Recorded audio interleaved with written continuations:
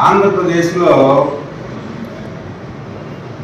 ఈ వాలంటీర్స్ మీద తెలుగుదేశం పార్టీ వాళ్ళు చేసినటువంటి కంప్లైంట్ వల్ల ఈరోజు వృద్ధులు, వికలాంగులు పాపం చాలా ఇబ్బంది పడుతున్నారు.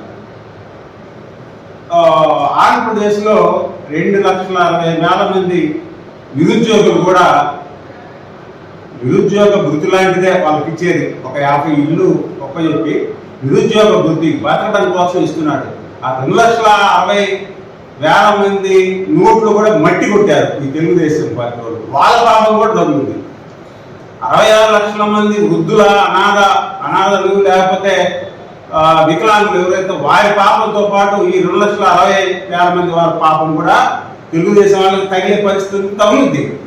నిజంగా 2,60,000 మందికి 2019 నుంచి జగన్మోహన్ రెడ్డి గారు నిరుద్యోగుల్ని ఉద్యోగులు చేయాలని వాలంటీర్స్ వ్యవస్థను కల్పించి 50 ఇళ్ళు అప్పచెప్పి అన్ని స్కీమ్స్ ఇచ్చేటట్టు అప్పచెప్తే నిమ్మగడ్డ రమేష్ అనేటువంటి ఒక ఎలక్షన్ కమిషనర్, అతను ఒక కులవాది అతను 21లో ఎలక్షన్ కమిషనర్ గా ఉన్నప్పుడు వాలంటీర్ దగ్గర సెల్ ఉండకూడదు, ఉండకూడదు, వాలంటీర్స్ ఉండకూడదు అని ఒక జీవో తీసుకొచ్చారు, రావడం జరిగింది.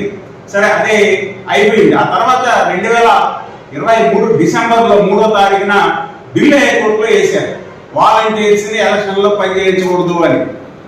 ఆ తర్వాత మళ్ళీ ఆ కేసు ఎందుకో విత్డ్రా చేసుకొని మళ్ళీ 2024 మార్చి 12వ తారీఖున ఢిల్లీ హైకోర్టులో వేస్తే వారు దాన్ని రిజెక్ట్ చేసి ఆంధ్రప్రదేశ్ హైకోర్టుకు బొండి వాళ్ళే తేలుస్తారని చెప్పడం జరిగింది. డెమోక్రసీ ఫర్ సిటిజన్స్ పేరు మీద ఉన్నటువంటి ఆయన సంస్థ మీద మరలా ఆంధ్రప్రదేశ్ కోర్టులో వాలంటీర్స్ ని ఎలక్షన్ లో వినియోగించకూడదు అని ఒక పిటిషన్ వేస్తే దానికి హైకోర్టు వాళ్ళు ఎలక్షన్ కమిషనే ఆ నిర్ణయం తీసుకుంటుంది, మా పరిధిలో లేదని ఈ బంతిని ఎలక్షన్ కమిషన్ వారికి వదిలిపెట్టడం జరిగింది. దానికి ఎలక్షన్ కమిషన్ వారు ఈ యొక్క వాలంటీర్స్ ని 2 ఏళ్ళు తీసేయండి, పెన్షన్ కూడా ఇవ్వడానికి వీలు లేదు అని ఒక ఆర్డర్ పాస్ చేసి పెన్షన్ కూడా ఇవ్వకుండా చేశారు.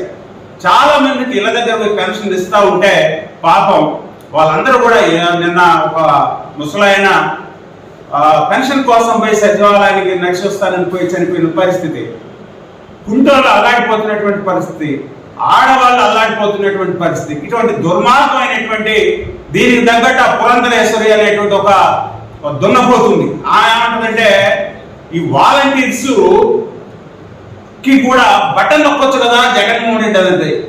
పిచ్చిదానా, వాలంటీర్స్ కి కూడా బటన్లు నొక్కటం పెద్ద కష్టం కాదు, వృద్ధులకి కూడా బటన్ నొక్కడం పెద్ద కష్టం కాదు, వాలంటీర్స్ తీసేసి వృద్ధులకి ముసలిళ్ళకి బటన్ నొక్కొచ్చు కదా అంటది.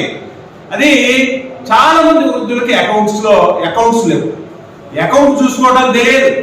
చాలా మంది ఫిజికల్ హ్యాండిక్యాప్డ్కి అకౌంట్స్ తెలియదు.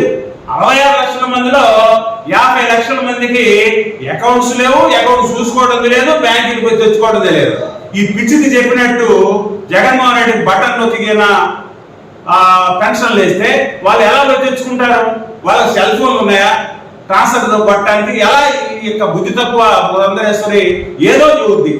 ఈ పురంధరేశ్వరి, నిమ్మగడ్డ రమేష్, చంద్రబాబు నాయుడు గారికి కాపు కాసే రమేష్, వీళ్ళందరూ కలిసి చేశారు. ఇది ఖచ్చితంగా ఈ పాపం మీకు కొట్టుకుంటది. వాలంటీర్స్ అందరూ కూడా ఇది గమనించాలని నేను మనవి చేస్తా ఉన్నాను.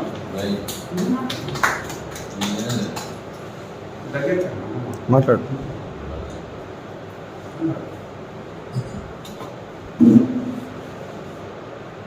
మొట్టమొదటి నుంచి వాలంటీర్ వ్యవస్థ మీద చంద్రబాబు నాయుడు కక్ష కట్టి వాళ్ళు మూటలు మోసేవాళ్ళు, వాళ్ళకేం చేతనైద్ది అని నానాక మాటలని వాళ్ళని అవమానపరిచిండు. వాళ్ళు తెల్లవారు తలకే ఇంటింటికి వెళ్ళి తలుపు కొట్టి మరీ పెన్షన్ ఇస్తున్నారు.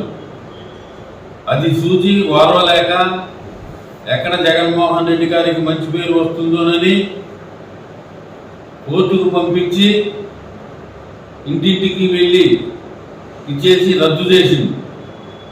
ఇప్పుడు ఇంటింటికి వెళ్లకుండా సచివాలయానికి రావాలి అంటే కుంటి వాళ్ళు, గుడ్డి వాళ్ళు, ముసలి వాళ్ళు వీళ్ళందరూ ఎన్ని కష్టాలు పడతారో ఆ తిట్లు కానీ ఆ శాపనార్థాలు కానీ నీకు తగలక మానవు. వచ్చే ఎలక్షన్లో నీ ఓటమి ఖాయం. Thank you all.